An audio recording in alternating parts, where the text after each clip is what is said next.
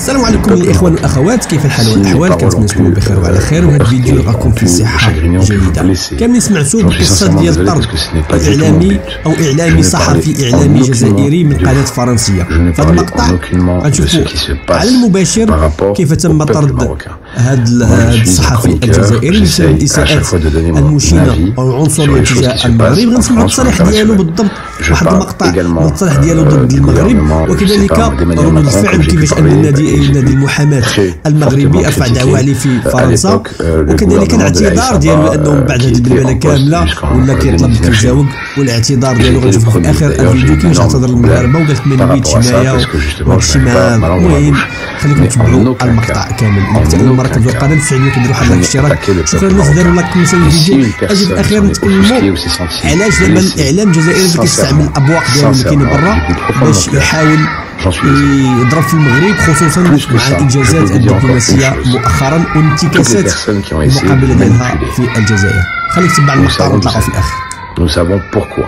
Suite aux propos inacceptables tenus par Mehdi Guézard sur une suite aux propos inacceptables tenus par Mehdi Guézard sur une télévision étrangère, la direction de RMC et l'émission Les Grandes Gueules ont décidé de mettre un terme à la participation de Mehdi Guézard à l'antenne. Que ce soit RMC ou les animateurs des Grandes Gueules se désolidarisent de ces propos tenus à titre personnel. Ceux-ci ne correspondent pas aux valeurs d'RMC et DGG. Point final, pas d'autres commentaires. Je vais rajouter quelque chose. Il y a quelque chose, moi, il y a quelque chose qui me sidère, parce que pour moi c'est de la sidération. Êtes-vous au courant que le Royaume marocain a instauré un décret interdisant les manifestations pro-Gaza, de parler des victimes de Gaza à la télévision, à la radio et dans les mosquées. Donc c'est bon. Je vous le dis, je ne sais pas, la personne qui a créé ce décret, qui a écrit ce décret, qui a promulgué ce décret, les parlementaires qui ont accepté que ce décret puisse être et le roi du Maroc qui se prétend défenseur. Je suis désolé des croyants, je suis désolé de le dire, mais ces gens-là, je me mets à leur place quand ils se regardent dans un miroir. Le peuple marocain n'a pas le droit, le peuple marocain frère, d'accord, parce que le président de la République a toujours dit que le peuple marocain est un peuple frère, n'a pas le droit de manifester son mécontentement, sa solidarité avec le peuple de Gaza, par décret royal. C'est interdit. Ils risquent des peines de prison, ils risquent de rentrer en prison. Ils n'ont pas le droit d'en parler dans les mosquées. Bit Allah, ils n'ont pas le droit de dire nos frères palestiniens sont en train de mourir sous les bombes.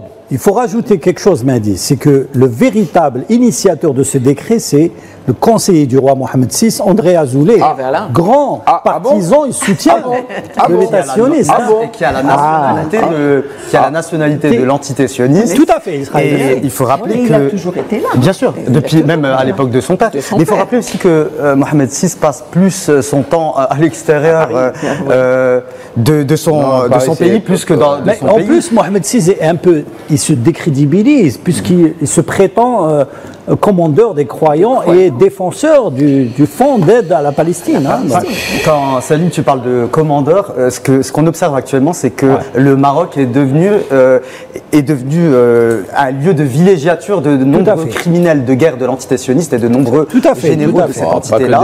Pas que des criminels de guerre, de grands vendeurs de drogue, de dealers, de personnes qui s'occupent de la prostitution, du vol d'enfants, de la pédophilie, du kidnapping d'enfants. Enfin, la liste est très très longue. Hein. Vous savez, si vous rentrez sur des sites qui parlent de la criminalité diverse au Maroc, vous avez l'impression d'être chez Narcos, quoi. Vous savez, Narcos, les séries Netflix, il y a de tout. Vous voulez voler un enfant, il y en a. Vous voulez violer un enfant, il y en a. Vous voulez acheter de la drogue, il y en a. Vous voulez de la prostitution, il y en a. Vous voulez des casinos, il y en a. Enfin, excusez-moi, c'est tout sauf un pays. C'est tout sauf un pays musulman. Il faut se dire les choses. Donc, à un moment, les bases de la société ont complètement été spoliées par une partie étrangère à la population, parce que, encore une fois, je le dis sur ce plateau, le peuple, il y a une partie du peuple qui n'a strictement rien à voir avec ça, mais le problème, c'est que la gouvernance est complètement mise sous tutelle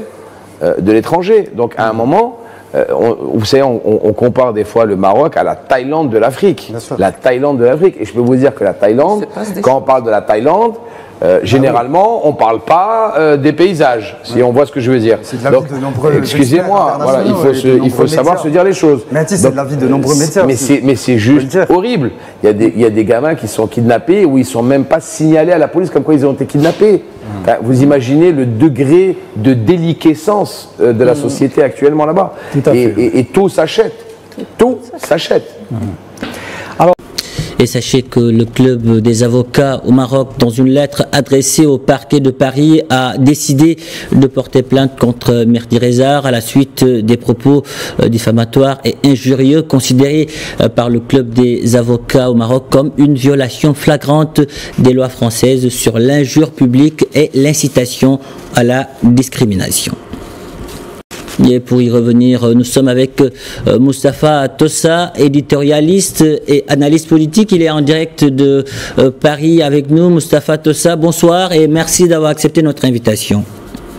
Bonsoir. Alors, comment expliquez-vous ce déchaînement de haine anti-Maroc, ce dérapage inadmissible de Mehdi Rezar sur un plateau de télévision algérienne ? En fait, depuis un certain temps, les médias officiels algériens, qu'ils soient télévisés, radio ou presse écrite, prêchent une haine quotidienne contre le Maroc, contre ses institutions et contre le peuple marocain.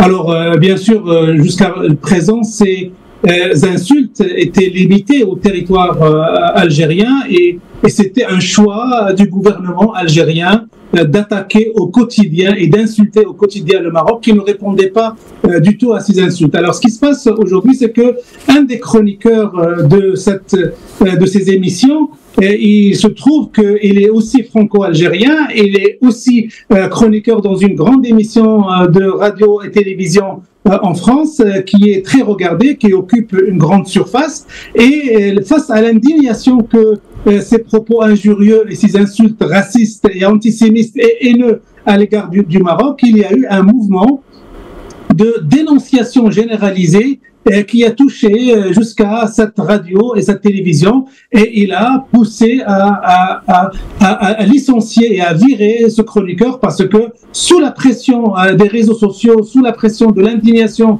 marocaine et française, ce chroniqueur a été viré. Donc la nouveauté aujourd'hui, c'est que cette attitude haineuse à l'égard du Maroc, au lieu de rester cantonnée au régime algérien et d'être de faire partie un petit peu de son ADN, elle commence un peu à sortir de l'Algérie pour atteindre les médias français, d'où ce réveil, d'où cette attitude très courageuse des Marocains et des Français au sein des réseaux sociaux qui ont poussé à cette décision de virer ce chroniqueur et d'arrêter sa collaboration avec ce média français. Vous l'avez dit, il y a eu une large indignation au Maroc et en France. Des poursuites judiciaires ont même été entamées. À quoi peut-on s'attendre maintenant ? Oui, alors on s'attend déjà, il y a eu une décision qui a été prise très très rapidement, celle de virer ce chroniqueur, de le licencier de manière sèche. Et d'ailleurs, vous avez diffusé la pastille où la radio annonce ce licenciement. Il va y avoir des plaintes qui vont être déposées pour insulte raciale, pour insulte à la haine, pour incitation à la haine et pour antisémitisme qui vont être déposées contre lui, contre ce chroniqueur dans les tribunaux français. Et vous savez que ce genre de position, non seulement ils sont condamnables politiquement et médiatiquement, mais ils sont aussi condamnables sur le plan pénal. Et donc les juridictions françaises ont de fortes chances de prononcer une condamnation judiciaire à l'égard de ce chroniqueur. Et puis il y a aussi un mouvement qui est en train de se développer dans les réseaux sociaux et qui veut aller au-delà, à savoir punir ce chroniqueur en le frappant au portefeuille. Et qui dit le portefeuille dit en le frappant, en appelant à boycotter ses affaires, parce que en plus d'être un chroniqueur télé, c'est aussi un homme d'affaires qui a du business en France, et il y a des appels dans les réseaux sociaux pour que les consommateurs, qu'ils soient marocains ou pas marocains, de ces entreprises, garages et restaurants, ils soient boycottés et donc ils soient frappés au cœur du portefeuille. Donc une condamnation encore plus populaire et supplémentaire face à ce qu'il attend sur le plan juridique. Moustapha Tossa, est-ce que cette affaire est liée à un contexte particulier en France ou en Algérie? Oui, cette affaire a un contexte particulier, c'est le contexte électoral algérien. Vous savez que les Algériens s'apprêtent à organiser des élections présidentielles le 7 septembre. Abdelmajid Tebboune est seul face dans cette course électorale et donc il veut animer cette campagne électorale. Alors il a trouvé d'autres carburants pour animer cette campagne électorale que la haine contre le Maroc et la haine contre la France. Et ce personnage-là, en plus d'être un chroniqueur, en plus d'être un homme d'affaires, c'est aussi un des représentants de la campagne électorale d'Abdelmajid Tebboune en France. Donc voilà, le contexte, il est là, c'est de cibler le Maroc parce qu'on estime que le Maroc est un sujet qui peut être porteur sur le plan électoral, mobilisateur sur le plan électoral, notamment algérien. Donc c'est ce contexte-là électoral qui explique cela. Il y a aussi une autre raison qui explique cette montée de la haine algérienne contre le Maroc, ce sont les performances que réalise le royaume sur le plan diplomatique, sur le plan économique, sur le plan des infrastructures, sur le plan sportif, sur le plan de la politique en général.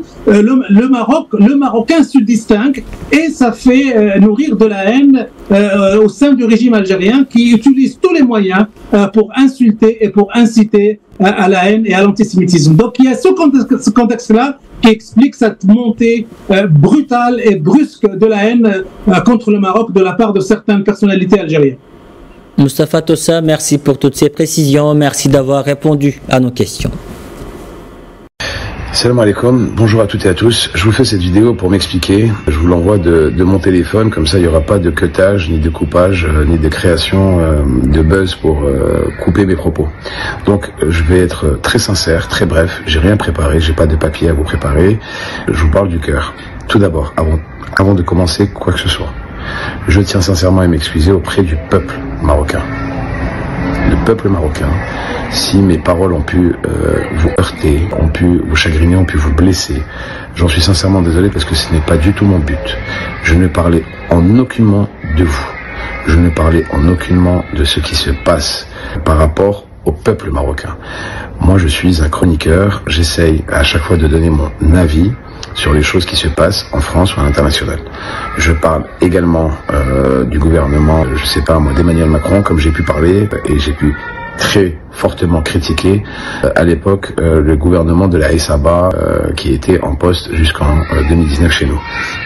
J'ai été le premier. D'ailleurs, j'ai eu d'énormes problèmes par rapport à ça parce que justement, je n'avais pas ma langue dans ma bouche. Mais en aucun cas,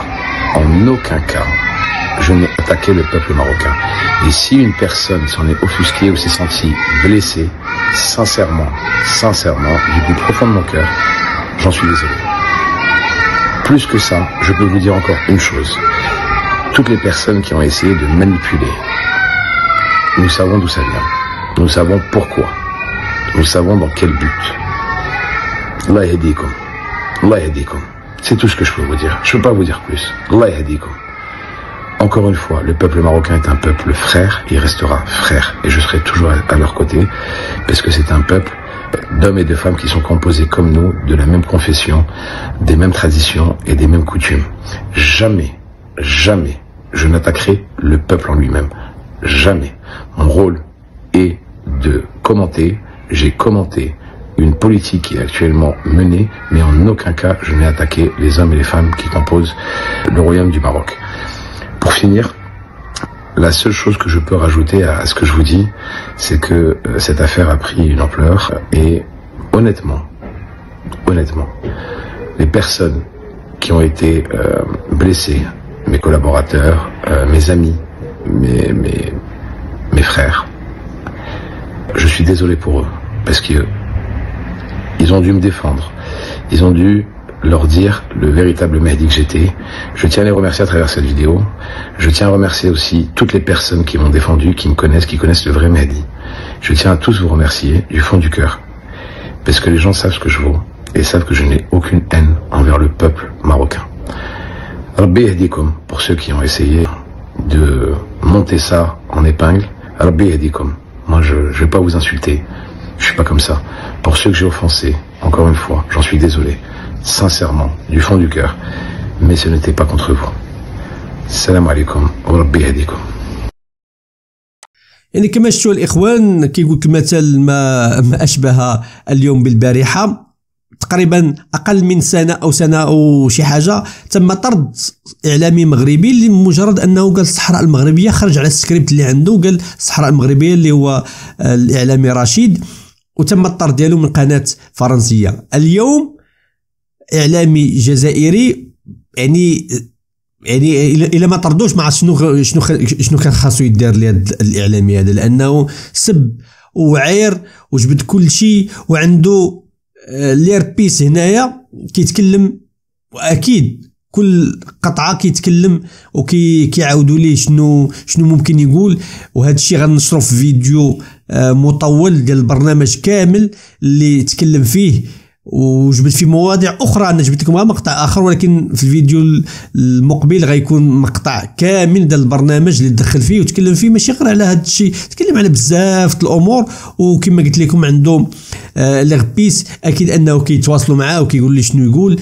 واكيد هذا الشيء حمله ممنهجه بطبيعه الحال دارها النظام الجزائري باش يحاول هو صراحه ما كيدير والو، ما هذا الشيء ما كيديرش، ولكن هو كيبغي يغطي على عنده الحمله الانتخابيه، عنده التصريحات الغير محسوبه والحمقاء وديال المهرج الاحمق تبون ديالهم.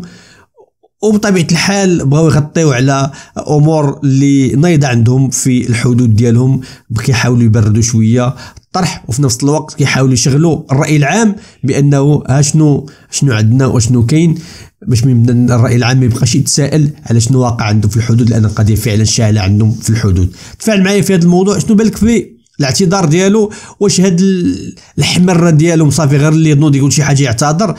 خاص هذا نورمالمون ياخذ العقاب ديالو صراحه. وعجبني التصرف ديال المحامين المغاربه اللي رفعوا لي دعوه، وفرنسا في هذه الامور ما غتسامحش فيها بطبيعه الحال، خصوصا ان دابا في الصف ديال المغرب بين قوسين. الى اللقاء فيديو اخر ان شاء الله. تهلاو.